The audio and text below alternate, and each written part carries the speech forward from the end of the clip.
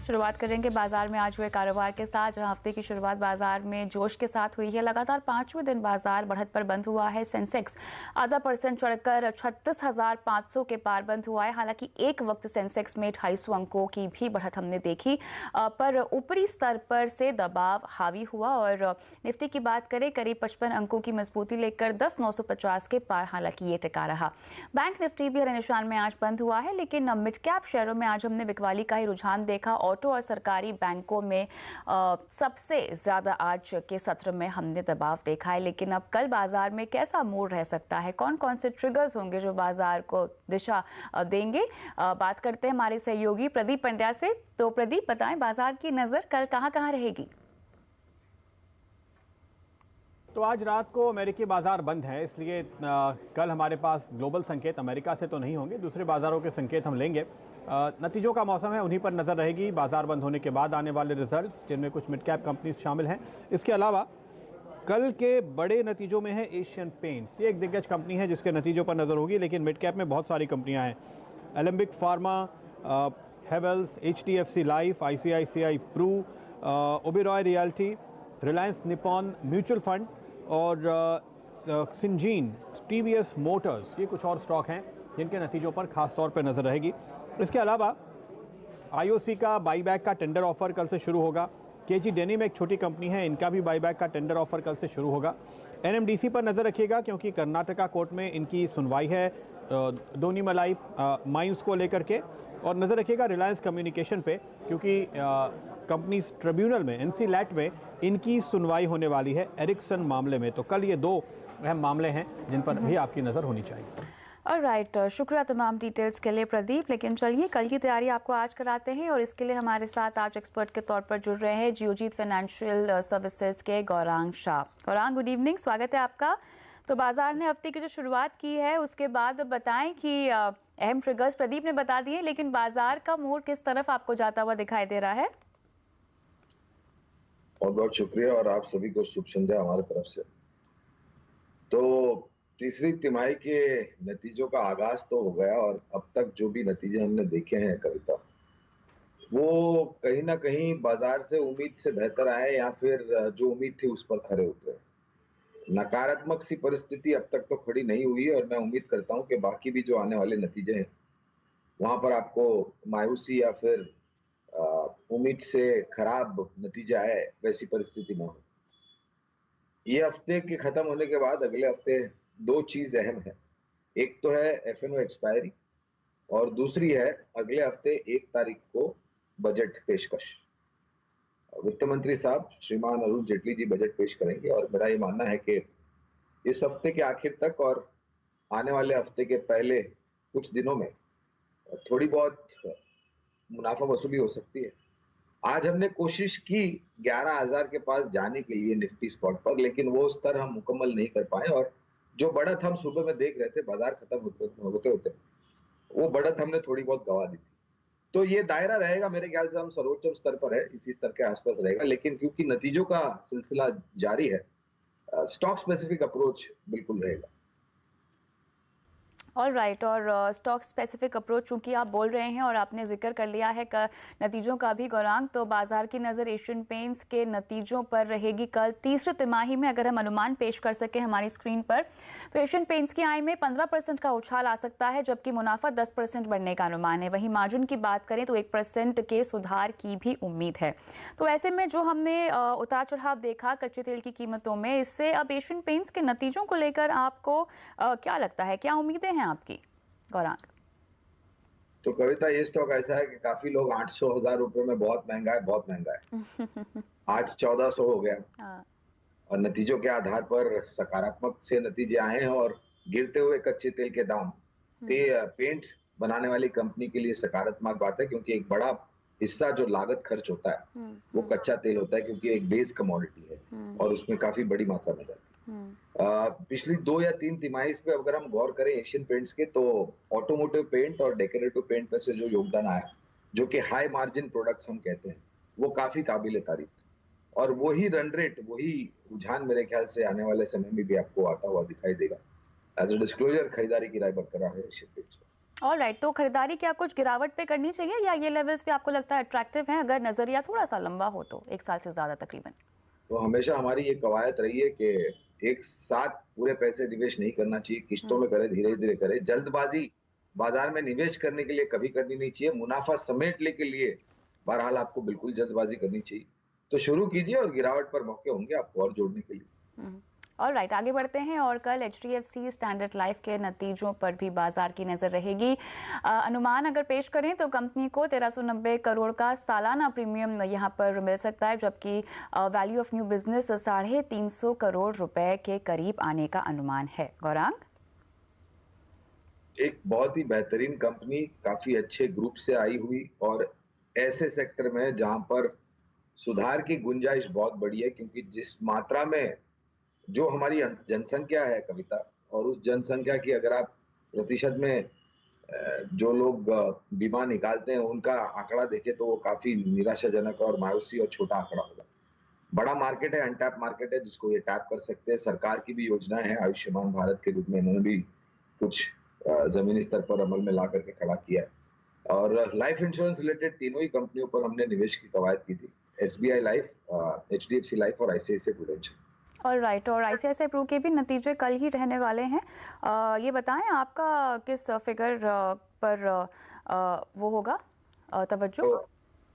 तवज्जो तो हम देंगे क्या प्रीमियम एलोकेशन आता है और कितना प्रीमियम बढ़ने की गुंजाइश है, कारोबार को किस तरीके से आगे लेके जाएंगे, सेटलमेंट्स के रूप में क्या दिनों में कमी आई है कि नहीं, ये मेरे ख्याल से कुछ अहम चीजें होंगी जहां पर नजर है।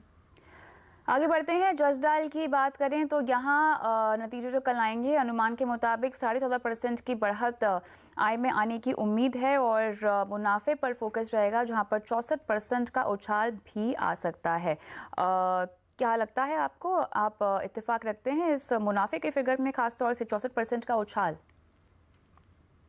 इत्तेफाक तो हम रखते हैं, जिस तरीके से गिरावट आई है स्टॉक में और एक समय पर ये 4 डिजिट वाला स्टॉक हुआ करता था और काफी तीव्र गिरावट आई, काफी लोगों की पूंजी में नुकसान हुआ, हानि हुई।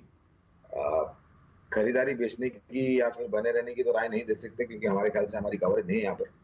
लेकिन अगर नतीजे अच्छे आते हैं और ऊपर की तरफ का दायरा मिलता है तो मेरे ख्याल से जो लोगों के पास जोखिम झेलने की क्षमता कम है वो यहाँ से थोड़ा बच करके चले। ऑलराइट, आगे बढ़ते हैं दूसरी खबरों की ओर और कमज़ोर बैंकों को कर्ज देने पर विस्तार योजनाओं पर लगी शर्तों में जल्द ही ढील देने का ऐलान भी यहाँ हो सकता है। CNBC आवाज़ को जो एक्सक्लूसिव खबर मिली है उसके मुताबिक प्रॉम्प्ट करेक्टिव एक्शन यानी PCA की शर्तों में ढील देने पर वित्त मंत्रालय और रिजर्व बैंक के बीच सहमति बन गई है। लेकिन क्या है पूरी खबर, जानते हैं हमारे सहयोगी लक्ष्मण रॉय से। लक्ष्मण, ये बताएं कि आखिर किन किन शर्तों पर यहाँ पे ढील दी जा सकती है और इसका औपचारिक ऐलान कब तक हम देख सकेंगे? वित्त मंत्रालय और रिजर्व बैंक के बीच जिस बात को लेकर तकरार काफ़ी ज़्यादा थी वो था प्रॉम्प्ट करेक्टिव एक्शन यानी PCA के शर्तों में ढील दिया जाना। अब सूत्र बता रहे हैं कि वित्त मंत्रालय और रिजर्व बैंक के बीच इस बात पर सहमति बन गई है कि PCA के शर्तों में ढील दी जाए। सूत्रों के मुताबिक 2 मोर्चे पर यह ढील खासतौर पर दी जा सकती है। एक मोर्चा होगा कि NPA की शर्तों में रियायत दी जाए या फिर कहें रिटर्न ऑन इक्विटी रेशियो, इस पर जो शर्त है उसमें ढील दी जाए, ताकि जो बैंक NPA की रिकवरी में पिछले कुछ दिनों से अच्छा प्रदर्शन कर रहे हैं और आगे भी अच्छा प्रदर्शन की उम्मीद है वो PCA की दायरे से बाहर निकलकर सामने आ जाए। दूसरी ढील यहाँ पे दी जा सकती है वो खासतौर से CET के आधार पर। वहाँ पे जो शर्तें रखी गई हैं वो दरअसल अंतर्राष्ट्रीय शर्तों से भी ज़्यादा कठोर है, जिसमें ढील देने को लेकर वित्त मंत्रालय लगातार रिजर्व बैंक से सिफारिश कर रहा था। अब सूत्र बता रहे हैं कि वित्त मंत्रालय और रिजर्व बैंक के बीच इस मुद्दे पर भी चर्चा हो चुकी है और शायद रिजर्व बैंक की तरफ से इस हफ्ते के आखिर और अगले हफ्ते PCA के नॉर्म्स में बदलाव को लेकर अंतिम नोटिफिकेशन जारी किया जाएगा। इसका फायदा एक और ये होगा कि कई बैंक ऐसे हैं जो PCA के दायरे में आने वाले थे, वो PCA में आने से बच जाएंगे और उनकी माली हालत बेहतर हो सकेगी। और इसका अंतिम फायदा ये कह सकते हैं कि 11 सरकारी बैंक जिनको कर्ज देने पर रोक लगी हुई है, जिनके कारोबार को विस्तार करने पर रोक लगी हुई है, वो सारे रोक लगभग हट जाएगी, जो PCA के दायरे से बाहर आ जाएंगे। शुक्रिया लक्ष्मण तमाम डिटेल्स के लिए। तो गौरांग, अगर ये एक्सक्लूसिव खबर है CNBC आवाज़ की, लेकिन ये बताएं कि कितना इम्पैक्ट हम इसका होता हुआ देखेंगे और कितना करेक्टिव मेजर ये होगा नियमों में ढिलाई देने का? देखिए, नियमों में क्या परिवर्तन हुआ कविता, उसकी जानकारी तो मेरे पास नहीं है और मेरे ख्याल से उसका स्पष्टीकरण अभी तक आया भी नहीं। लेकिन एक बात जरूरी है कि आपको काफी ठोस कदम नहीं उठाना चाहिए जिससे कोई बैंक कारोबार ही नहीं कर सके। और ये मद्देनजर देखते हुए कि कमजोर बैंक है, मेरे ख्याल से ज्यादातर भी रियायत नहीं देनी चाहिए, ताकि अगर वो कमजोर है तो और कमजोर न हो जाए। मेरा ये कहने का मतलब है। हाँ, लेकिन क्या परिवर्तन होगा और स्पष्टीकरण क्या आता है सरकार की तरफ से, आई थिंक एक सीमित मात्रा में कदम उठाए जाएंगे और थोड़ी बहुत कारोबार करने के लिए इनको रियायत दी जाएगी। अगर ऐसा होता है तो मेरे ख्याल से उचित होगा। अगर ज्यादा रियायत दी गई तो हो सकता है ये और भी कमजोर हो। ऑलराइट, आगे बढ़ते हैं। वर्ल्ड इकोनॉमिक फोरम से पहले इंटरनेशनल मॉनेटरी फंड IMF ने ग्लोबल ग्रोथ अनुमान को घटा दिया है, लेकिन भारत अपनी रफ्तार पर बरकरार रहेगा। IMF के आउटलुक प्रोजेक्शन में 2018 में भारत की ग्रोथ 7.3% बताई गई है, 2019 के लिए 7.5% और 2020 के लिए 7.7% ग्रोथ का अनुमान दिया गया है, जो चीन से लगभग 1% ज़्यादा है। जबकि अमेरिका, चीन और स्लोडाउन और ब्रेक्सिट का हवाला देते हुए फोरम ने ग्लोबल ग्रोथ अनुमान में कटौती की है और अब 2019 के 3.5% और 2020 के लिए 3.6% ग्रोथ का अनुमान यहां पर दिया गया है। आगे बढ़ते हैं, आप सीधा रुख करते हैं निफ्टी स्ट्रैटेजीज की ओर, जो जानकार लेकर आए हैं। सबसे पहले पेश करेंगे मुद्दत गोयल की रणनीति। खरीदारी की सलाह है, 10,900 का स्टॉप लॉस और 11,050 का आप लगाएंगे टारगेट। प्रदीप पोचंदानी बिकवाली की सलाह दे रहे हैं, 10,987 का स्टॉप लॉस होगा, 10,890 के टारगेट के लिए। विकास आलुखे खरीदारी की सलाह लेकर आए हैं, 10,900 का स्टॉप लॉस है, 11,070 के टारगेट के लिए। आगे बढ़ते हैं और टेक्निकल चार्ट्स पे जिस शेयर में आपको रणनीति बनाने की सलाह दी जा रही है वो है BOB में बिकवाली की रणनीति लेकर आए हैं शेयर इंडिया के नीरव वखारिया, और 120 का स्टॉप लॉस, 111 के टारगेट के लिए ये रेकमेंड कर रहे हैं। डेरिवेटिव्स में आज आदित्य अग्रवाल आपको रणनीति दे रहे हैं बिकवाली की ब्रिटानिया में, और 3210 का स्टॉप लॉस रेकमेंड कर रहे हैं 3080 के टारगेट के लिए। ये तो रही जानकारों की राय, लेकिन अब सीधा रुख करते हैं आज की वैल्यू पिक की ओर।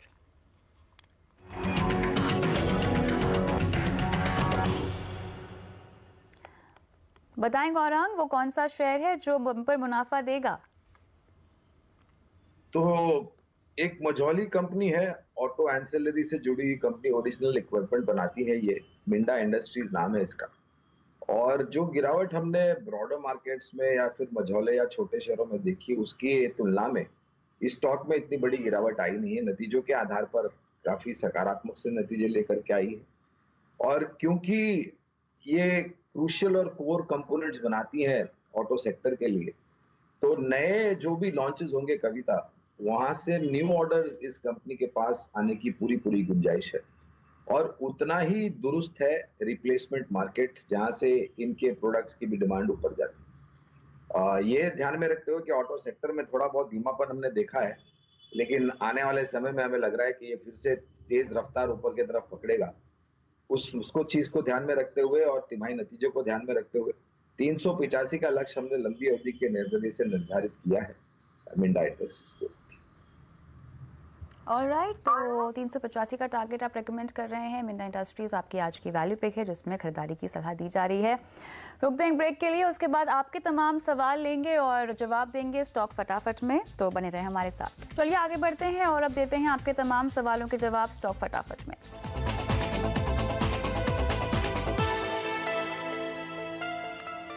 गौरांग, भोपाल से रिजवान का सवाल लेंगे। सबसे पहले प्राज इंडस्ट्री में खरीदारी कर रखी है और 143 इनकी बाइंग प्राइस है गौरांग, तो इन्हें क्या आप इसमें और रुकने का इसको सलाह देंगे इन्हें? देखिए, बुनियादी तौर पर तो हमारी कवरेज नहीं है, इसलिए विशेष रूप में टिप्पणी नहीं करूंगा, लेकिन ये स्टॉक 75 और 80 पर काफी लंबे समय तक रह करके अब ऊपर की तरफ के दायरे दिख रहा है। अगर तेजी मिलती है और अगर परिवर्तन करने का मन है तो मेरी राय में यहाँ से निकल करके L&T फाइनेंस एंड होल्डिंग लंबी अवधि के लिए काफी बेहतर स्टॉक। चलिए, तो अगर निकलना चाहते हैं तो L&T फाइनेंस एंड होल्डिंग में आप शिफ्ट कर सकते हैं अपना निवेश।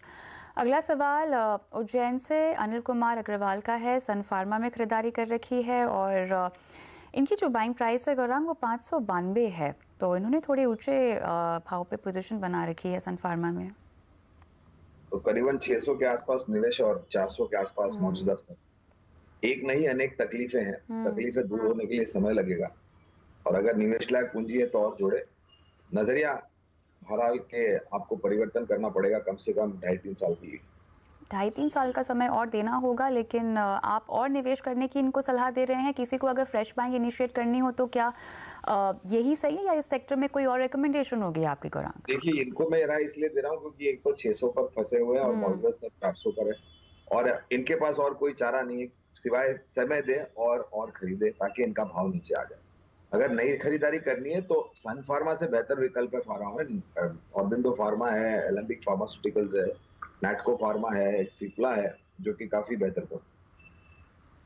चलिए आगे बढ़ते हैं। दिल्ली से सुमंगल त्रिपाठी का सवाल वक्रांगी पर है, और इनकी जो बाइंग प्राइस है वो लगभग 39 है, 39 रुपये पर इन्होंने खरीदारी कर रखी है, और फिलहाल तो स्टॉक ऊपर है इनके बाइंग प्राइस से। क्या इनको और रुकना चाहिए?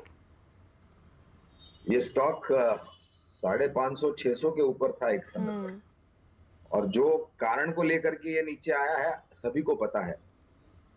ऐसे स्टॉक में अगर आप निवेश करते हैं तो आपको नुकसान होने की संभावना ज्यादा है ना कि मुनाफा होने की। और एक अच्छी बात है, इनको मुनाफा हो रहा है। ऐसे बहुत कम लोग हैं जिनको वक्रांगी जैसे स्टॉक में मुनाफा होता है।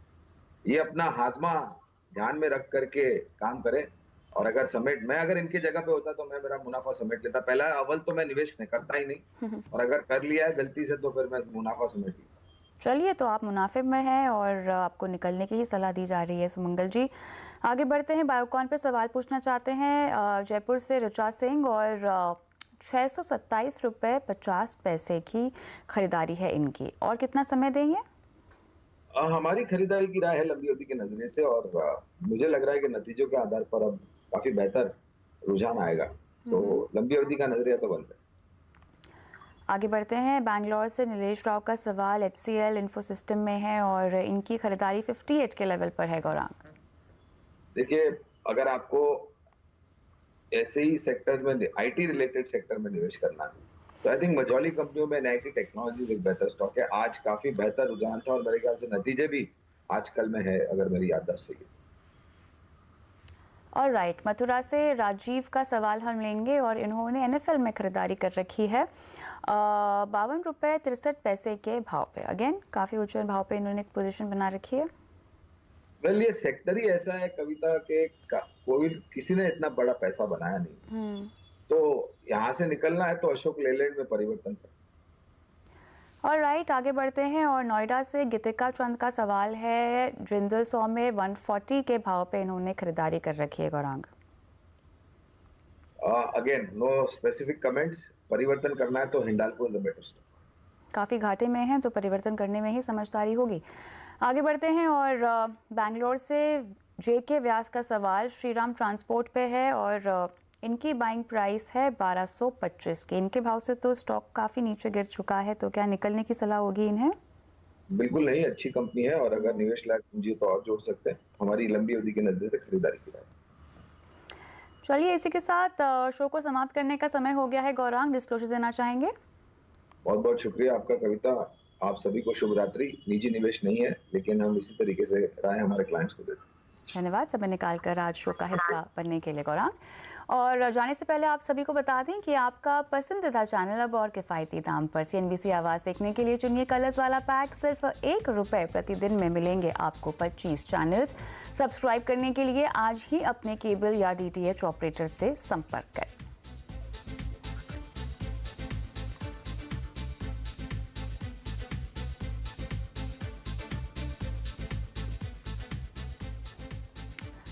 और कल का बाजार में इतना ही, लेकिन खबरों पर तमाम अपडेट के लिए CNBC आवाज़ के साथ ही रहिए। ट्विटर, फेसबुक, यूट्यूब के जरिए। नमस्कार।